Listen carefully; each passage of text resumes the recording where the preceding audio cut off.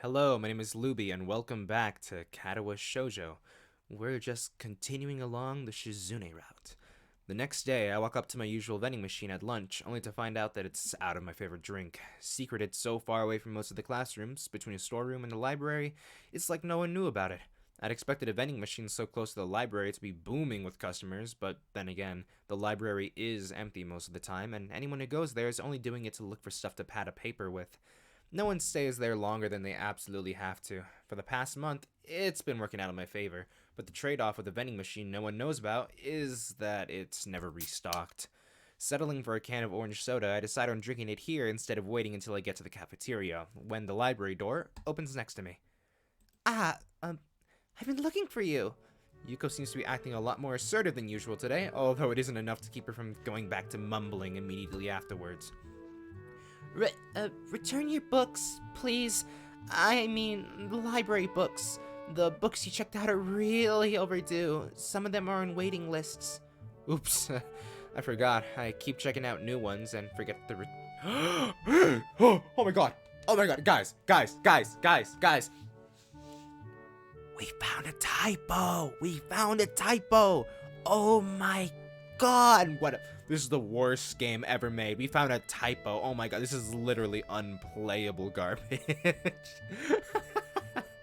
Nah, it's fine. It's fine. In a game with this much text in it, I'm surprised we haven't found more. Oops, I forgot. I keep checking out new ones and forget to return the old ones. That happens to me all the time at the university library. It's so embarrassing. Do they send someone to try and get you to bring them back? No, the university library is bigger. They don't notice if I happen to borrow something longer than normal. It's convenient because their policy on keeping the books too long is really strict, stricter than here. I like how, despite what she said, Yuko has no problem with borrowing books for longer than she's supposed to anyway. It makes her being so, on top of my own lateness, a little hypocritical. It takes a thief, I guess. Catching on to the meaning of her words around the same time I do, Yuko clams up and starts backpedaling furiously. It's different from this situation. It's totally different. Yuko stares at her nails for a second as if she really wants to bite them, but is too self-conscious to do so. For instance, how long it's been. You checked out some of these books months ago, Asao. Sorry, it's just that other people want to read them too.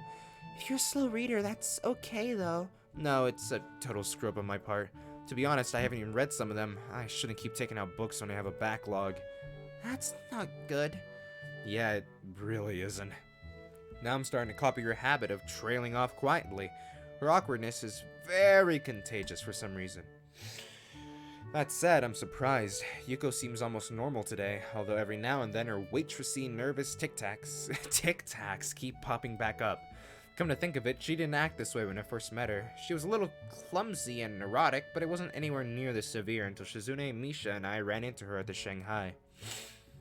It could be that Yuko has a complex about having kids from the school seeing her waitressing. I guess it was a little odd for her to pick the closest cafe to the school to work in, then. In that case, maybe the place having so few customers could be considered a lucky break. Yeah, like a restaurant with very little workers. Dream job, baby. Well, I get it. I'll return them right after school. As soon as possible, please. Wait. Can I ask you for one more thing? Oops, menu. Sure, what is it? I have to go for a while, but I can't just leave the library empty. Sorry, but can I ask you to watch it while I'm gone? Just for a little bit. I'll be right back as soon as possible. You're in the student council, so I'm sure if you did it, it would be okay. Alright, I'll do it. Don't worry about. Thank you! Yuko quickly slides forward as she's so grateful she's about to give me a hug, but she stops 2 centimeters into it, which ultimately just makes the gesture look extremely confusing. I'm also surprised that she can control her momentum so well, since she seems kinda clumsy. Before I can say as much as "you're welcome," she's already dashing off the urgency of someone late to an appointment. That could be the case, but I wouldn't feel safe assuming so. It's Yuko, and she seems like the kind of person to treat everything that way. Deep breaths. Now that I'm in the library, I feel a bit silly. I don't really know what I'm supposed to do. Should I sit down like I normally would and read? It probably would do, but wouldn't meet Yuko's high standards. Maybe I should sit at the librarian's desk and give anyone who comes in a stern and analytical glare. I use Shizune's as a starting point and practice it a couple times in the mirrored surface of a pen. I think it looks pretty good. Frustratingly, no one comes in, so I give up on the idea quickly and decide to just go looking for Hanako instead. It's deserted. I think I see someone, but the second I blink, whoever it is gone. As soon as I return to Yuko's desk and crack open an interesting-looking book, a familiar person swings in front of me like a falling pendulum. Uh-oh. Yo, librarian, I've been looking for you for like 10 minutes. What? It's you? Man, you must really get around. The student council makes you get around. I don't agree with this word I'm about to say, by the way. Those bitches, how could they? Slave drivers. He must be exaggerating, because it took me 30 seconds just to do a slow walk around the whole place. The thought is overridden by my surprise to see him. Where did you come from? What are you doing here? What, can a guy go to the library now? I can't even go to the library without some young buck like you giving me the third degree over it. I see some girl coming in here all the time, but no one ever asks her what she's doing here. Is it because she reads and I don't? He must be talking about Hanako. Although I suppose they both avoid people, I want to tell him that reading is what you usually do in a library. So if he's not reading, whatever he's doing is bound to make him look way more suspicious than her. In the end, though, I'm too surprised by him practically appearing out of thin air. That doesn't tell me what you're doing here. I'm here because of you.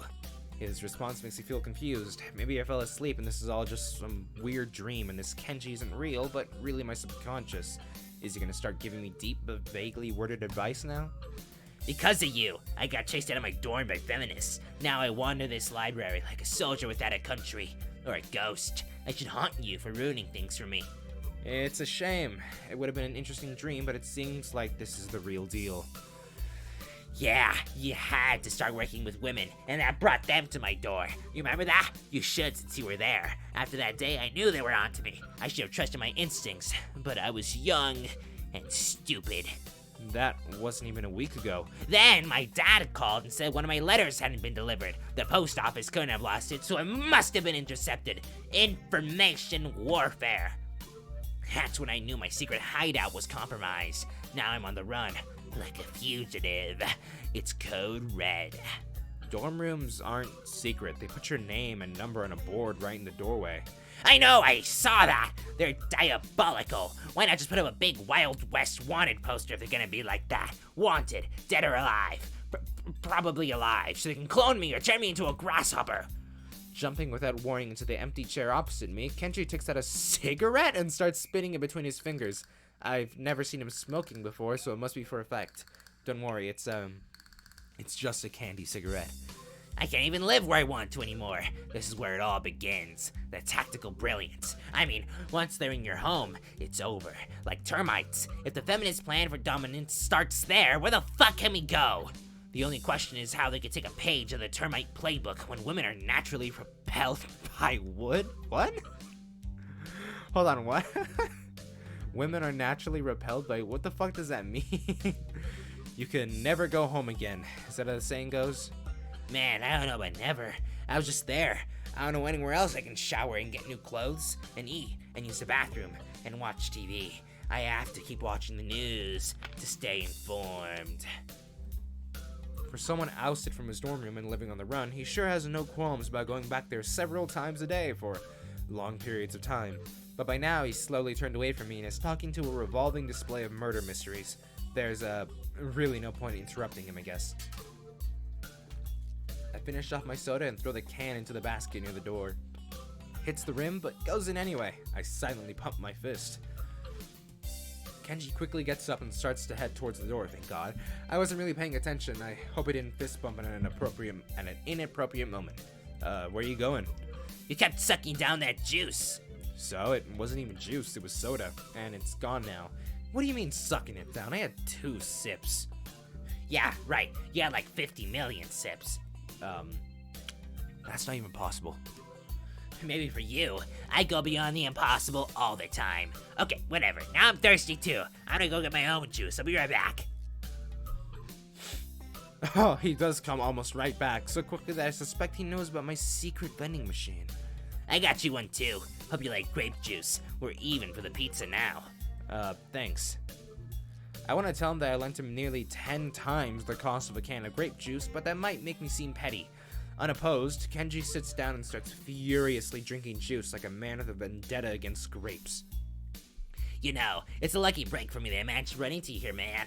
I kinda need you to do me a favor. Although it's cynical, I wonder if him getting me juice was so he could ask me for this favor. If so, it's very transparent and poorly timed. I doubt Kenji would think about something so deeply, though. Just asking for things straight out is more his style. I need you to recommend me some books. But I thought you didn't read. How did you know? You told me. You said you think people discriminate against you because you don't read. Well, I do, and I do read. I read audiobooks because that's the way of the future. Audible.com, baby. I have to read a book a month for literary studies, though, and then I found out that the school doesn't really accept such classics as advanced cryptography. If I don't read a bunch of books, they're gonna fail me. I can't fail literary studies. That would make me illiterate. That would mean my mom was right. My mom can't be right. I'll just have to study literacy as much as possible. What about, doing some extra credit?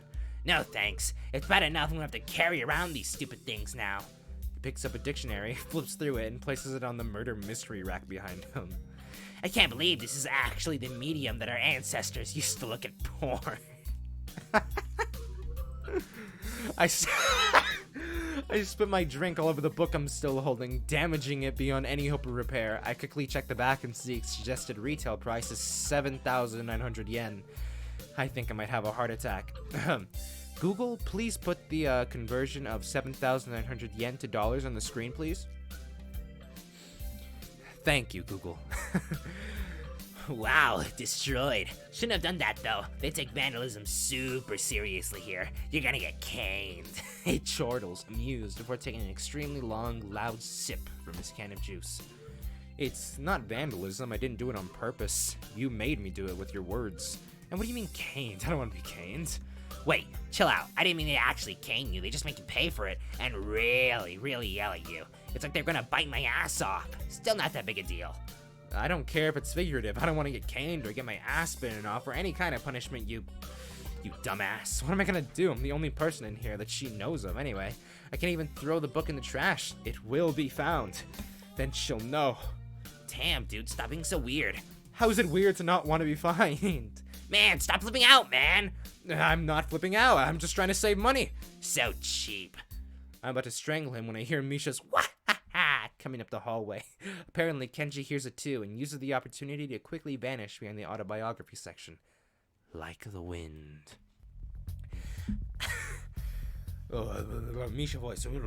Hi, Hichan! Misha shouts exuberantly, dragging an embarrassed Yuko behind her. Hichan, were you talking to yourself? On one hand, saying yes could make me look kind of crazy. On the other hand, if I blow Kenji's cover, he might go off and make me look crazy by association. Yes. That's okay. Don't be embarrassed, Hichan. I do it too sometimes when I'm alone. La la la. Nothing happened while I was gone? Absolutely nothing. It smells like grapes. I'm wearing grape-scented cologne. I lie brazenly and obviously.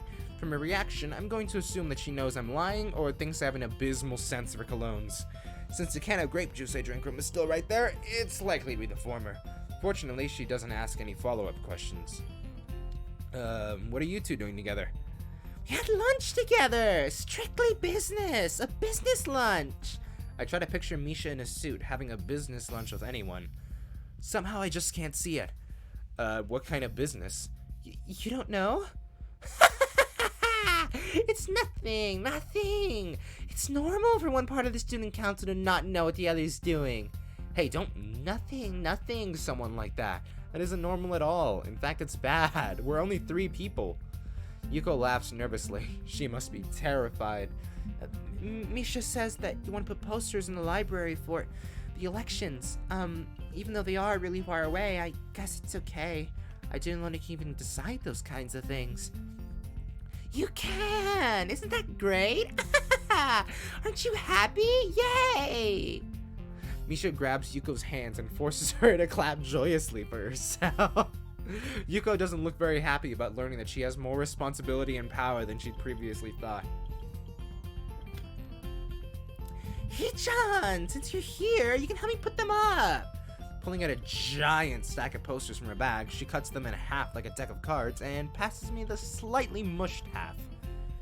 Shishan had a really good idea! We can put some flyers inside books, too! Then, even if they try to ignore us, they won't be able to! They could even be spring-loaded! Misha tries her best to convey the same tone Shizune used. It sounds close to the real thing and also a little menacing. She was probably kidding. I liked it! No, please, not that. What is that, Sprite? Crying emoji. A super ultra aggressive marketing blitz! We're gonna start going door to door too! That's a terrible idea. Misha pouts in her best Shizune impression, fingertips tapping together rapidly in annoyance. I don't know if you can hear that, but I'm tapping my fingertips on the desk. Hee-chan! You think every idea is terrible! Yeah, but that idea is too terrible. Too terrible to ignore. I can't have that. Hee-chan, that sounds like a challenge! Mutiny! Mutiny! Mutiny is bad. Don't fight. It was just a joke! Oh, okay. Don't fight. Not in the library. The way Yuko sounds when she's trying to be firm makes me think of a kindergarten teacher. I suppose that makes her very persuasive in her own way. Putting up the posters is surprisingly hard, simply because the library is already plastered with bulletin boards and flyers lining every couple meters, some of them in places so unlikely that I'd never noticed them before. Deciding which of them to peel off in favor of our own adds a lot of time to an otherwise simple job. By the time the bell rings to signal the end of lunch, Misha and I still have a sizable amount of posters left. As we leave, I decide to stick one right by the door. It must be one that Misha did. It must be one that Misha did. It has a little drawing of Shizune on the bottom. I really, really want to see Misha's drawings. She's mentioned them before, but I just need to see like a cute little chibi Shizune drawn in Misha's handwriting. Actually, would it be like Misha's style? Like when you draw something, does that make that like your handwriting? Your hand wrote it, right? Every drawing is somebody's handwriting, just in a very fancy way. A couple days later, Shizune heads off to go eat lunch by herself and doesn't come back. She must really be swamped with student council work, although I know that she probably made most of that work for herself. When I get to the student council room, I find the door unlocked. Before opening it, I hold back for a second to see if I'll hear Misha's laughing through it. Nothing. I'd almost take that as a sign that no one's in, but Shizune wouldn't leave the door unlocked in that case. She's at her desk, sleeping in her chair with her arms folded over her chest. What a stiff pose. If it weren't for her eyes being closed, there'd be no way to tell that she was asleep. In fact, I can't even be sure that she is asleep now.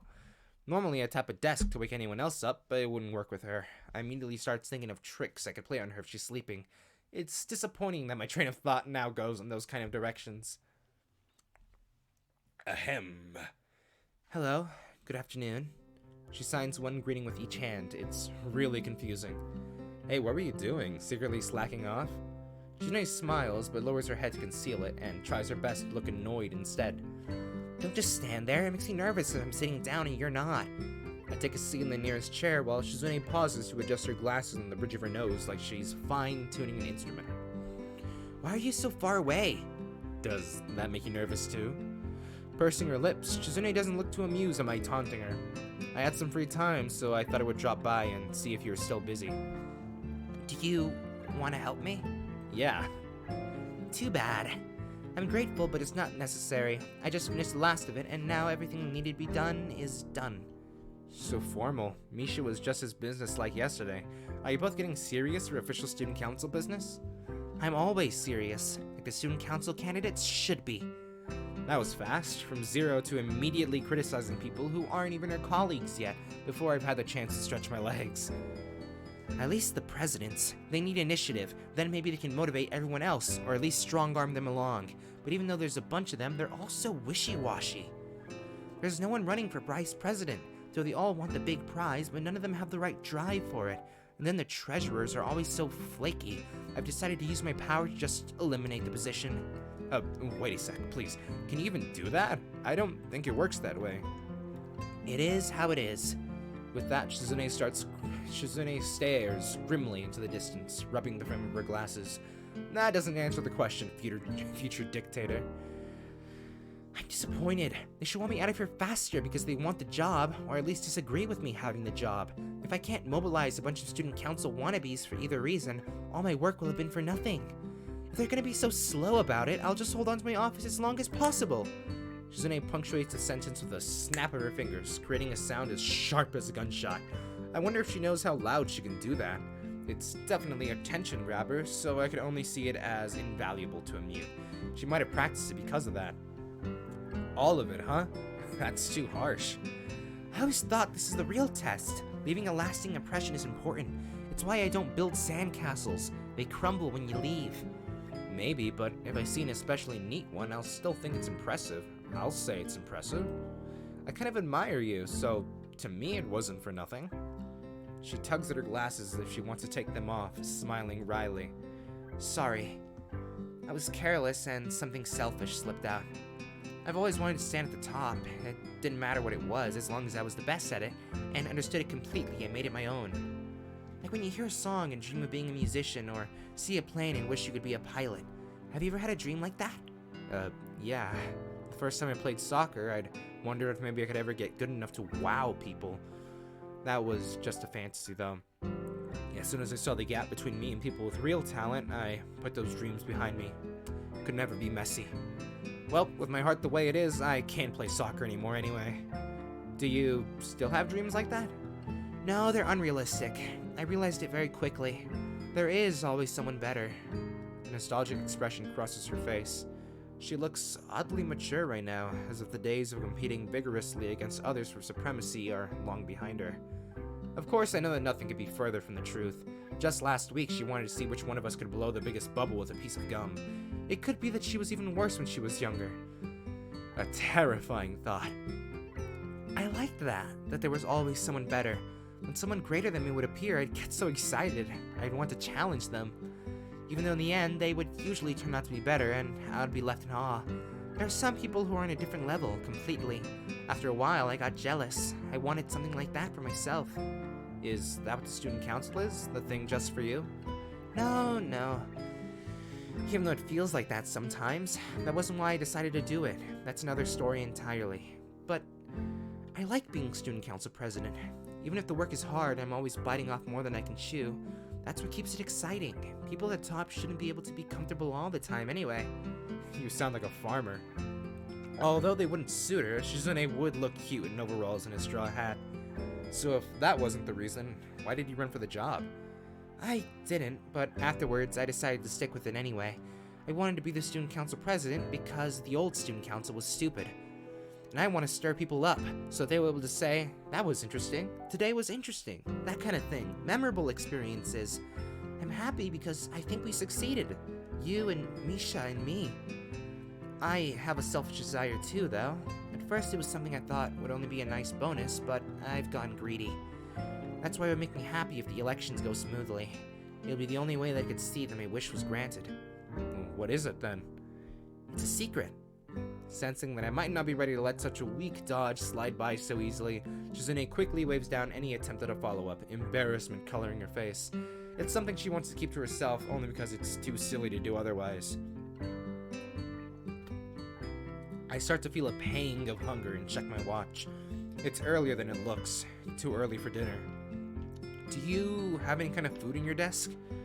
For a second, it looks like the question confuses her, but she recovers quickly. Desks are for supplies. Food is supplies? You should have eaten lunch. I didn't think it would be a problem if I didn't. If I was working, I wouldn't have to think about it. I'd be too busy to be hungry. She puts her hand up to her mouth in a poor attempt to conceal a laugh, and tries to hide it further by pretending to use it to push her glasses further up the bridge of her nose. I guess you're not, since you already ate. I'm not good enough to sign the appropriate words, so I settle for pointing at the stack of Chinese food containers leaning precariously out of the top of her trash can. Those are from yesterday. Then we're both hungry. Let's get something to eat. Enough in the cafeteria. There wasn't anything good at lunch, so I really doubt there'll be anything good left over. You want to order something? Ordering out 2 days in a row is unnatural, only in case of emergencies. That's my personal policy. This is why we should think of putting some snacks on her desk. It'd be an easier way of dealing with these kinds of, emergencies. I want to tell her, but signing out how hungry I am like 5 times has made me too tired to be a smartass. The temptation is really great, though. Hi! Misha's distinctive up and down voice sounds muffled through the door. She bursts in a second later.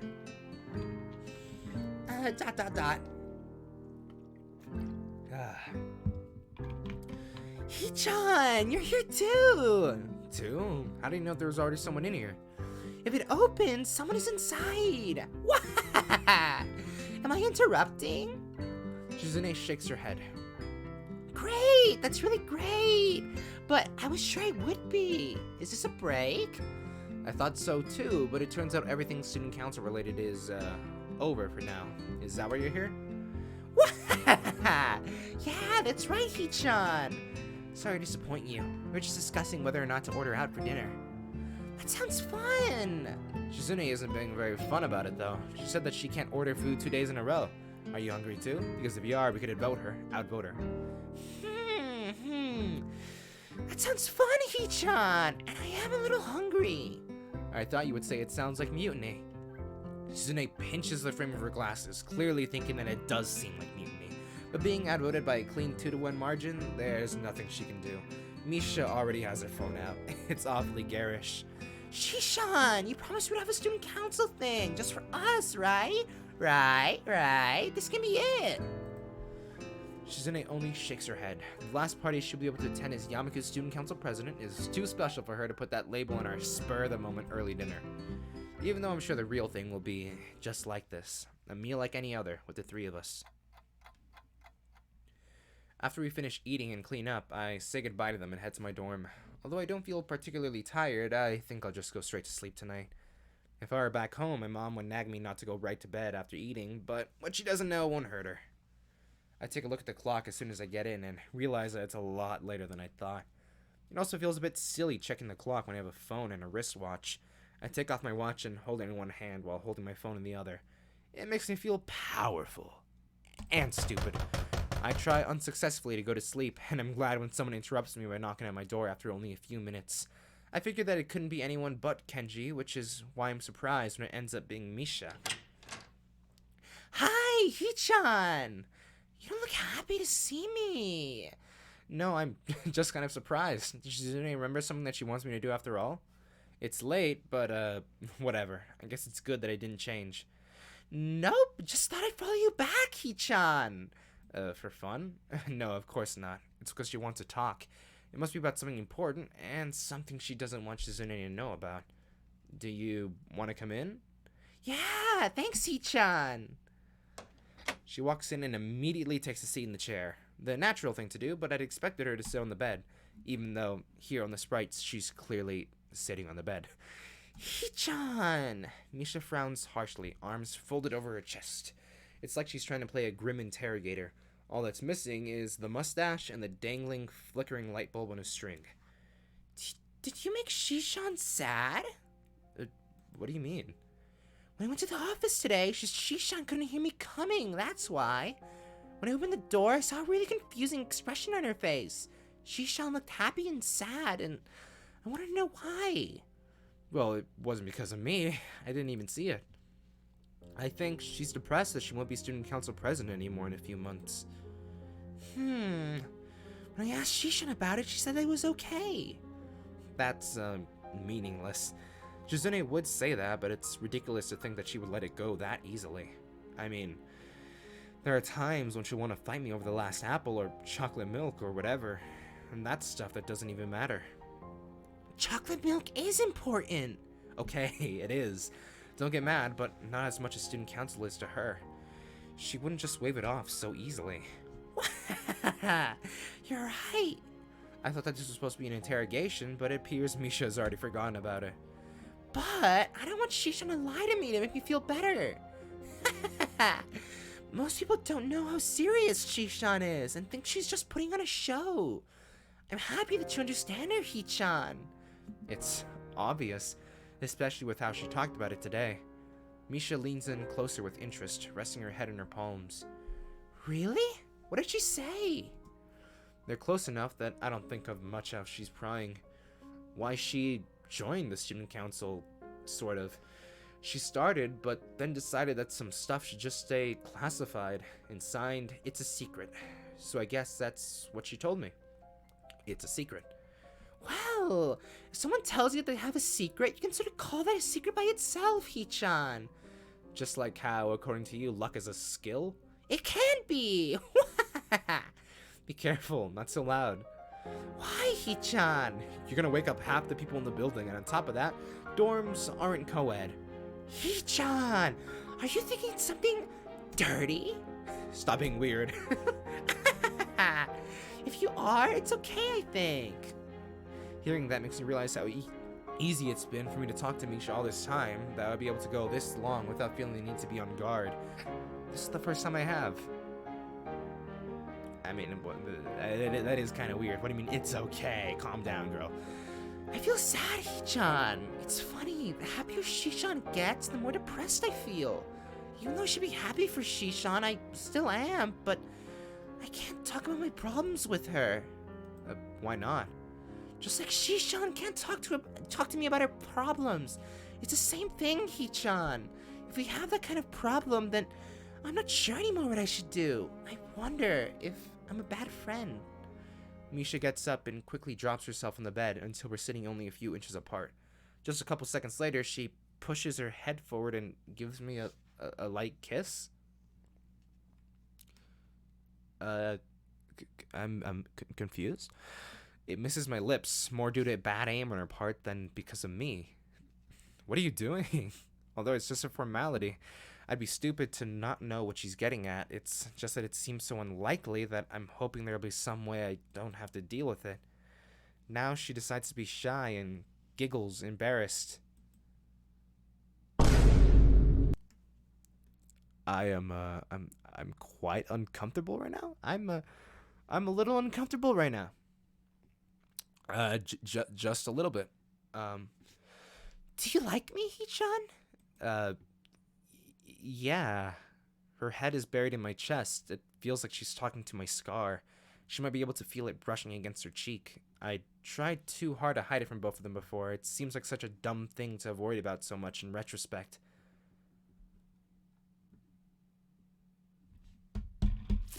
Okay, hold on.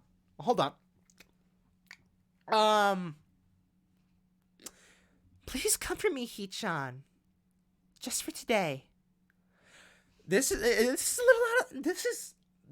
a little out of left field. No, this is just a little out of the blue, don't you think?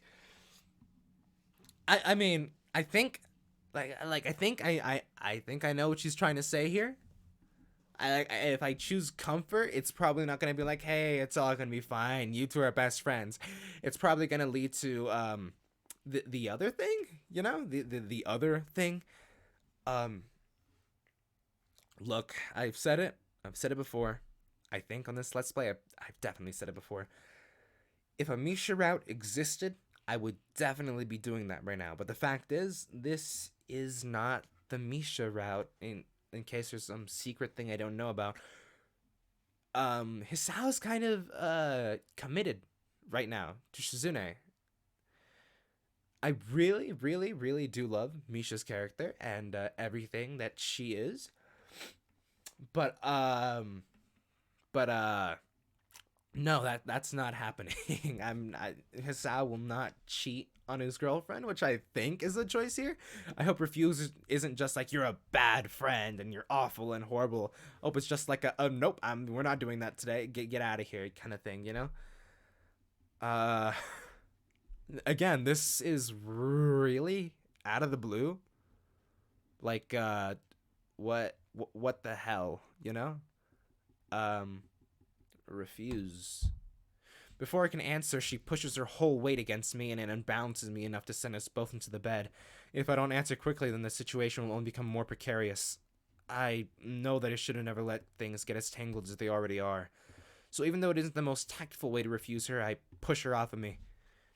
Good man, Isao. Good man. Misha falls backwards onto the sheets, so softly that it seems like she barely fell at all. Eyes closed, she stays like that for a while before getting up with a hollow laugh. You're right, Hichan. I'm sorry. I'm not sure how I feel. Regretful slightly, even though I've grown to hate regret. Sad for a multitude of reasons. I'm also a little angry, both at her and at myself. And in a way, it even seems like I'm not really feeling at all. Don't be. No, Hichan, it's okay. I am, really, really. But just asking was enough for me, I think. I'm happier that you said no. Is that right? Well, that's good. Yeah, it is. Thanks, Hichan.